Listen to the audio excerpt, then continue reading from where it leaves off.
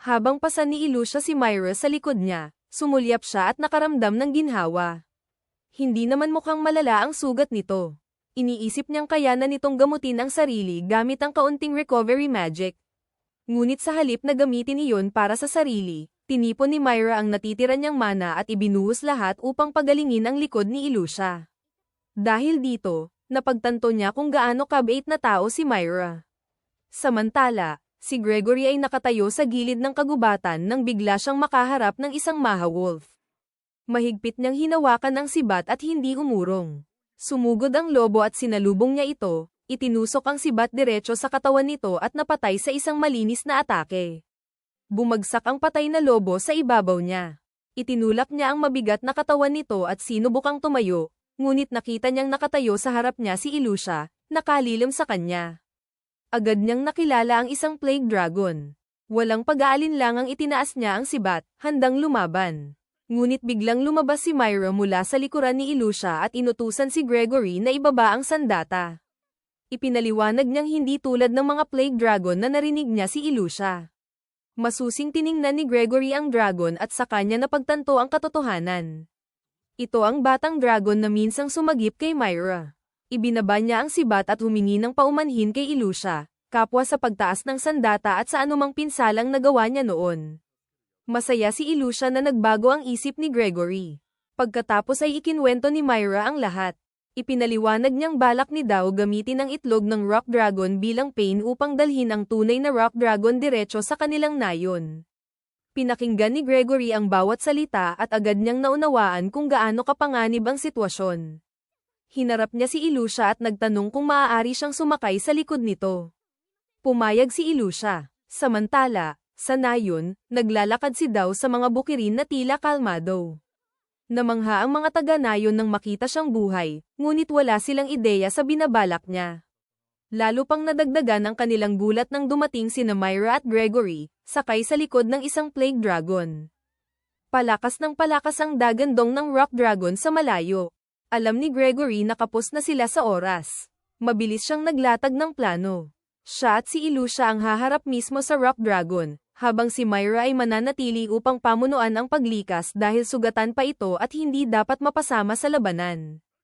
Agad na pumayag si Ilusha, bagaman simple lang ang dahilan niya, ayaw niyang mapahamak si Myra. Hindi man komportable si Myra na manatili habang sila ang haharap sa panganib, alam niyang iyon ang tamang desisyon. Sa kalagayan niya, magiging pabigat lang siya. Kaya tinanggap niya ito at pinayagang umalis ang dalawa. Sumakay si Gregory sa likod ni Ilusha. Habang papalayo sila, may sinabi siya kay Ilusha na tunay na mahalaga. Kapag natapos ang lahat ng ito, ipapakilala niya ito ng maayos sa mga taga-nayon.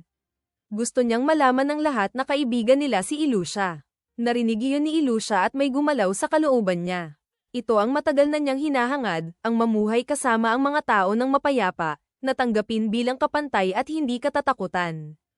At ngayon, higit pa roon, kikilalanin pa siyang bayani.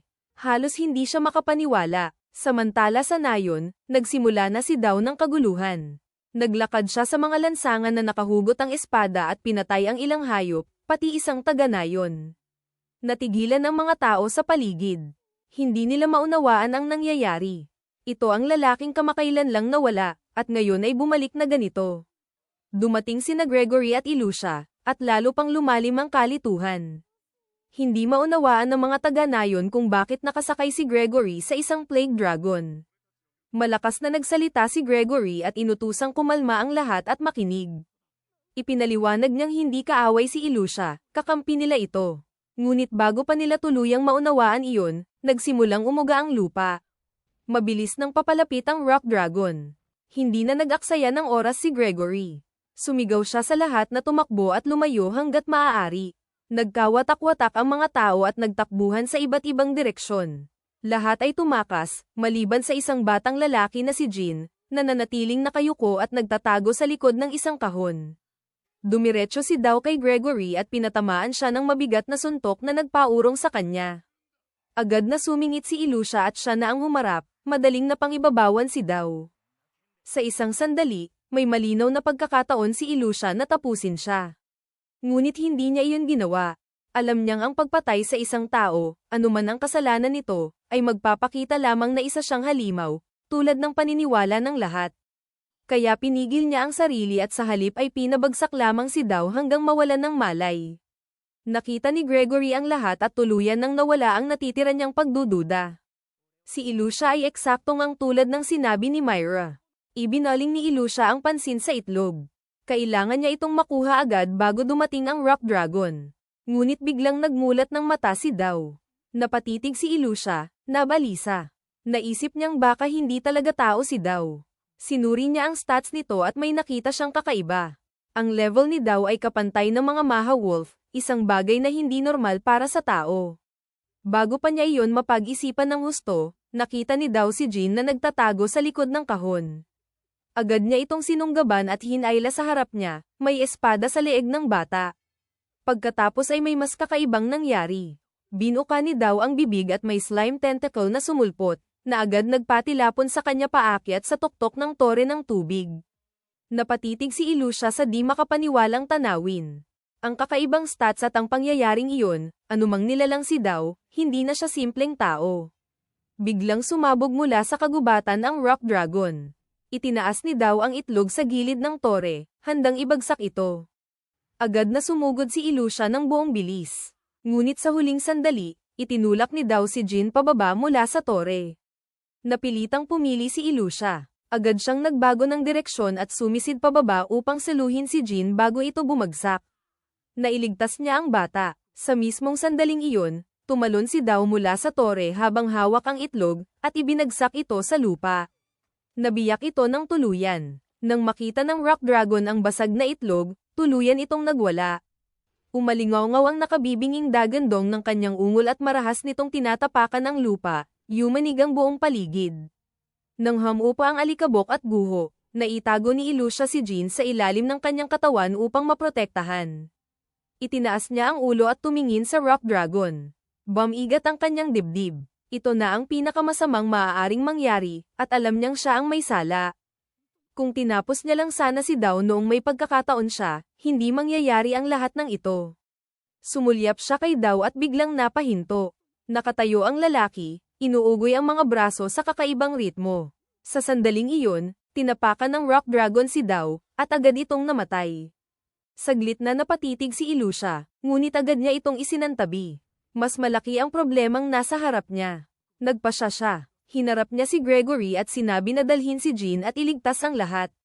Siya ang may iwan upang harapin mag-isa ang Rock Dragon. Kinuha ni Gregory si Jin nang walang pagtutol. Ngunit bago siya umalis, tinitigan niya si Ilusha ng diretso at sinabing hindi siya maaaring mamatay. Narinig iyon ni Ilusha. Hinarap niya ang Rock Dragon at sinuri ito. Mas malakas ito kaysa sa lahat ng nakalaban na ni Ilusha. Kitang-kita iyon sa itsura pa lang. Ngunit hindi siya handang umatras. Kahit hindi siya manalo, kaya niyang bumili ng oras para makalayo ang lahat. Sapat na dahilan iyon upang lumaban. Sumugod si Ilusha at ibinuhos ang lahat ng kaya niya, bawat skill, bawat kakayahan, at buong lakas na maipan niya. Ngunit wala itong naging malaking epekto. Halos hindi man lang natinag ang Rock Dragon. Mabibigat ang bawat ganting tama na tinatanggap ni Ilusha, at mabilis itong nag-ipon ng pinsala. Nakatayong dambuhala sa harap niya ang Rock Dragon, handang ibigay ang huling dagok. Sa sandaling iyon, bumalik si Gregory na kasama ang ilang adventurers. Sumugod sila sa laban at tumabi kay Ilusha. Sandaling tila nagbago ang takbo ng laban. Sa pinagsamang puwersa, nabutas nila ang isang mata ng dragon, at parang may pag-asang mababago ang sitwasyon. Ngunit panandalian lang iyon. Bumawi ang Rock Dragon at nilamon silang lahat ng isang malakas na pag-atake. Isa-isa, napaatras ang mga adventurers, masyadong sugatan at pagod upang magpatuloy. Naiwan si Ilusha, pilit iniisip kung ano ang susunod na hakbang. Biglang nagsalita ang Divine Voice. Inanunsyo nitong umabot na siya sa level 4 at pinayuhang tumakas. Umalis na ngayon at mabuhay.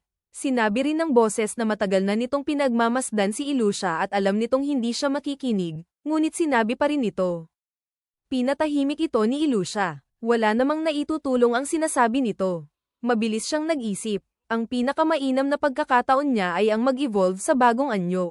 Ngunit hindi niya alam kung aling anyo ang may pinakamalaking tsansa. Pumasok ang sistema at isa-isang inilatag ang mga posibilidad. Kung mag-evolve siya bilang Little Arc Dragon, 4% lang ang tsansa niyang manalo. Kung magiging Jormungand siya, tataas sa 78% ang tsansang mauwi sa tabla ang laban. Ngunit pagdating ng dulo, wasak pa rin ang nayon. Tinanggihan ni Ilusha ang dalawang iyon.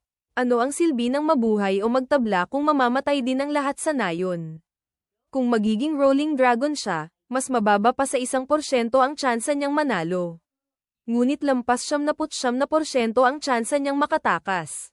Nagpakawala siya ng isang mahaba at desperadong dagandong.